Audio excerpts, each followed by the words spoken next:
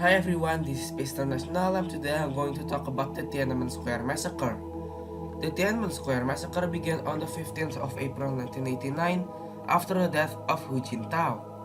Hu Jintao is the General Secretary of the Communist Party of China that pushed China for economic and political reforms. The students gathered in large number in Tiananmen Square to commemorate him and to demand the revival of Hu's legacy. On Hu's state funeral, 100,000 students gathered to mourn him. Then, on 13th of May, 300,000 students began hunger strike at Tiananmen Square. This prompted the government to declare martial law on the 20th of May in Beijing and sent 250,000 troops to the capital. The martial law did not contain a shoot-to-kill directive, but a permission to use any means was being understood by some as a permission to use little force. This culminated to June 3rd when on 10 p.m. the army opened fire at the protesters with live ammunition at Chang'an Avenue.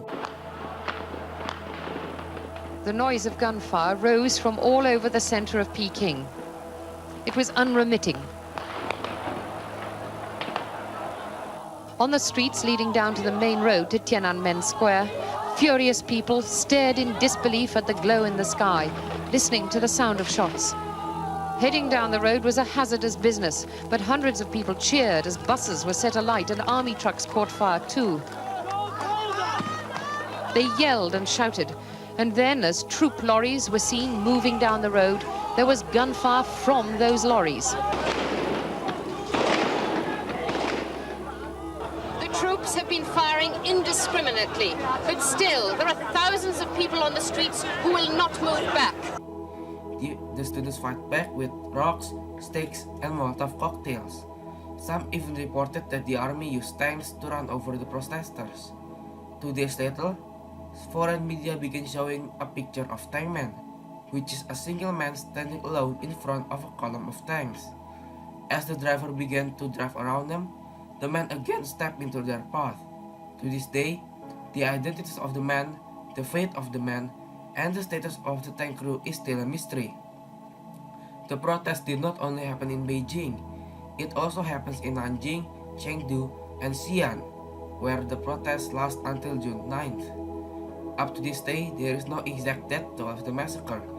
Estimates range from 300 to 1,000 deaths. The Tiananmen Square massacre was not allowed to be commemorated inside China, and Chinese internet has censored all articles related to it. The international world was shocked and heavily criticized the Chinese regime. Only communist countries supported the Chinese regime. The EU, the US, imposed an arms embargo on China which continues to last to this day. The massacre is continued to be commemorated around the world. Hong Kong is the only Chinese city allowed to commemorate it. Inside mainland China, however, the government justifies the massacre by calling it counter-revolutionary riots. The government is going as far as to make people forget that the massacre even happened. So, are you sure China is the greatest country in the world? Well, that depends on who you ask. We came to the end of the video. I hope you like it and I apologize if I make any mistake. Don't forget to like and subscribe, and I will see you in the next video.